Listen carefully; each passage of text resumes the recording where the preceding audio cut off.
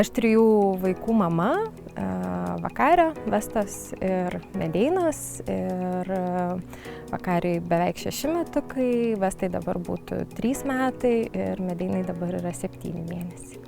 Gimdymas buvo sklandus, man atrodo, gal ir greičiausias iš mano gimdymo, ar vidurinis bent jau iš šita prasme, tai sklandus gimdymas, gimė sveika mergytė, paskui visi sveikatos įprasti tikrinimai buvo, tai nebuvo kažkokių mirtinų diagnozių ar ligų, buvo sveikatos tokių nesklandumų, su kuo dažnai susiduria mano mama, kaip nedidelė klubų displazija ir panašiai. Tai tokių sveikatos dalykų buvo, kad lankėmės mes pas medikus reguliariai, o kas nutiko, Vestai mes iki galo suprasti negalim, nes buvo įprasta diena, įprasta naktis, ir ryte jinai nebepabudo.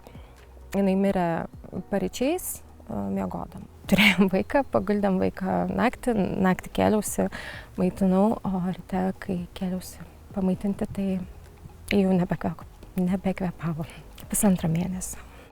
Patirti vaiko netektį, tai turbūt būti išbandytam ugnimi ir visais kitais dalykais tą pačią akimirką.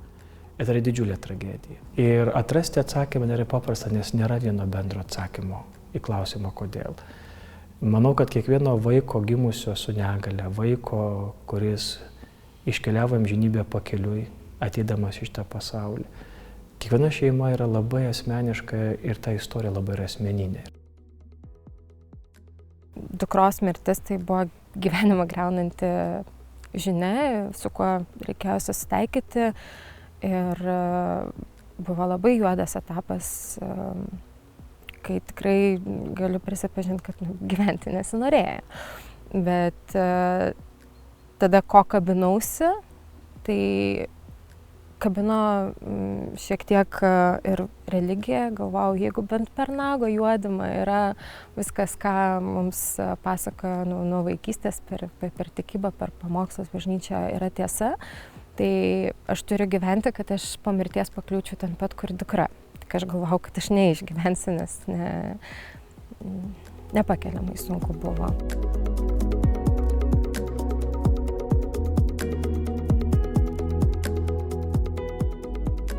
Vyrai dažniausiai jie kažkaip pajėgia matyti savo žmoną, pajėgia būti šalia, neretai jie būna visam netekties procese.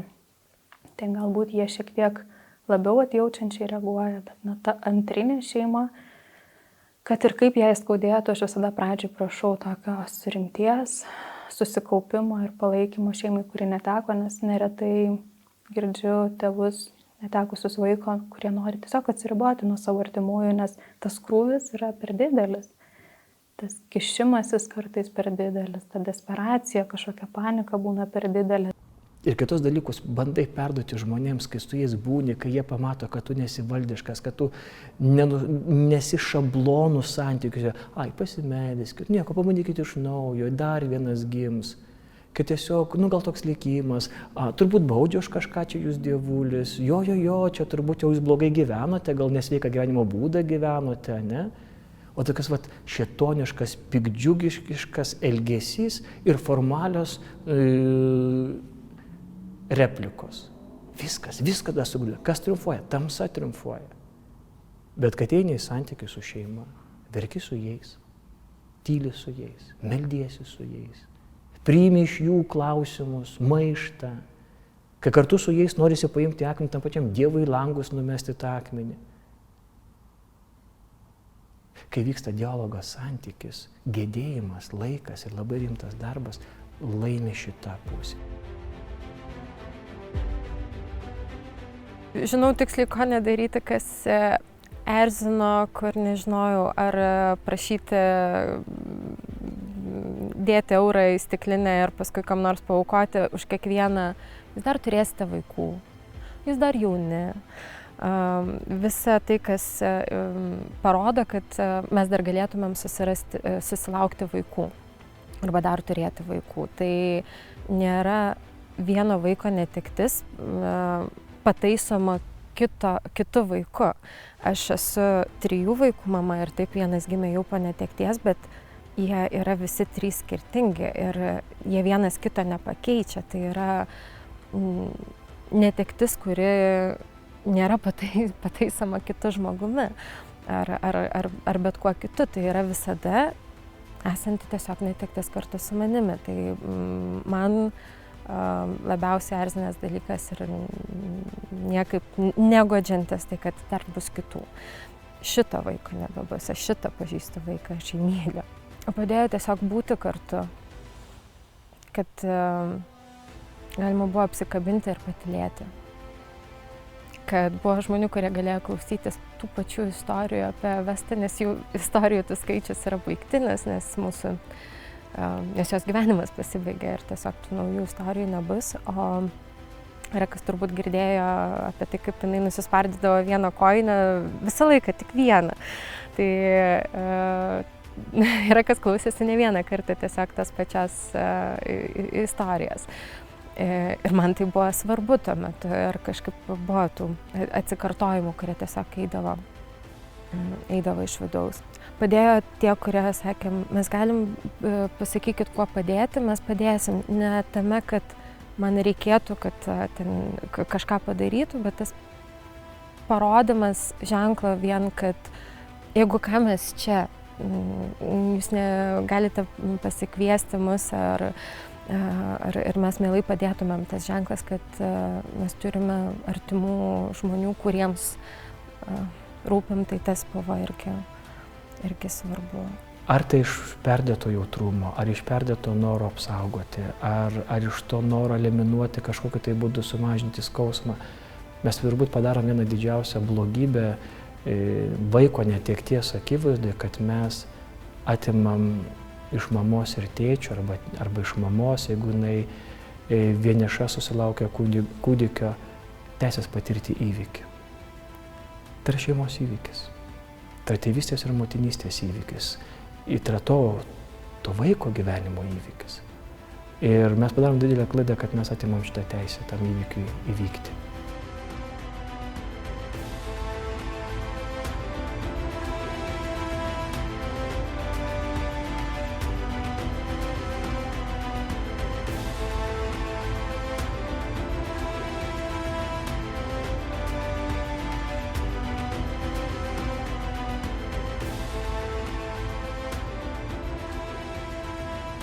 Apie 3 vaiką galvojimas prasidėjo gerokai vėliau. Mes kalbėjomės, ar čia jau su visam niekada nebebus ar ne. Mes tiesiog atidėdavom tą klausimą, nes aš nenorėjau, kad 3 vaikas tai būtų pakaitalas to, kurio mes netekome. Aš norėjau išsigydyti savo žaizdas, norėjau paleisti Vestą skristi. Ir kai būčiau pasiruošusi 3 vaikui, kad turėčiau jam ką duoti, kad būčiau vėl pripildyta pilna meilės, kad būtų naujo vaiko kvietimasis. Pagrindinis tikslas, planuojant nėštumą, suvokti, kad tai bus kitas nėštumas, tiek kiek tai yra įmanoma, kad tai bus kitas vaisius, kurio kelias ir istorija tikrai bus kitokia. Galbūt bus panašumų, bet tikrai bus skirtumų ir aš visada prašau moterų sekti viską, kas yra kitaip, kad išvengti, kiek įmanoma labiau išvengti susitapatinimo tarp ar ne prieš tai buvusio, netektimi pasibaigusio nėštumo. Moteris tarsi desperatiškai norėtų vėl iš naujo, vėl viską daryti taip, kad jau greičiau vėl būtų besilaukiant ir greičiau susilauktų to vaikelio. Bet mes vis sakom, neskubėkit, dėl to, kad organizmas taip pat negali atlaikyti daugiau negu 2 nėštumus per metus. Tiesiog gali vėl įvykti persileidimas, nes kūnas dar nepasiruošęs, siela dar nepasiruošusi. Tai mes sakom, palaukit, pailsėkit, 2-3 mėnesiai, duokit kūnui atsigauti. Planuoti nėštumą visada siūlau neskubėti, nes tikrai kartais sutinku moterų, kurios iš tos desperacijos skuba kuo greičiau pastoti, lyg tai galėtų išstumti skausmą, bet skausmą niekas niekada neišstums. Jeigu mes randam ramų, pagarbų, priėmimu grįstą santykį su buvusia netektimi, tada taip. Bet tikrai viduje turėtų būti ramybė, o ne mintis apie tai, kad šitas nėštumas man padės nutraukti mintis nuo jausmų, padės kažkaip geriau jaustis.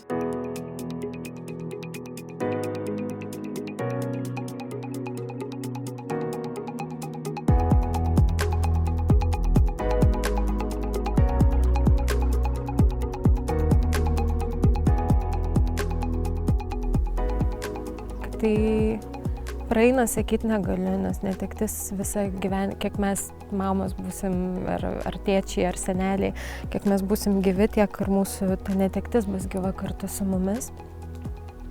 Bet lengvėja. Su laiku tikrai lengvėja ir dirbantis tuo, stengiantis. Ir mūsų vaikas negali gyventi gyvenimą, bet mes galim gyventi jį už jį, nežinau, dvigubai stipriau rieškučiomis semtis gyvybės, gyvenimo, džiaugsmo, gražaus rudens. Tai tokiu atveju šeimos ir mano kaip kunigo pareiga yra padėti šeimai suprasti, kad iš pačios saugiausių rankų Dievo gavo gyvybę. Ir vat reikalingas tas vėl atsakomasis pasitikėjimas. Dieve, vėl tavo saugiausiose delnuose ir yra mūsų kūdikis. Nes tam vaikui nieko nėra saugiau už trejybę, tėtį ir mamą. Vis dėlto aš esu dėkinga Vestai už kiekvieną jos gyvenimo dieną. Aš kažkada skaičiavau, man atrodo, 40 kelias dienas mes turėjome kartu su ja. Ir buvo nuostabi mergytė ir aš neiškeiščiau, netgi žinodama, kaip sulaužo jos mirtis, mus visus ir aplinkinius, ir artimuosius, ir šeimą, ir draugus, kurie net nespėjo jos pamatyti, tai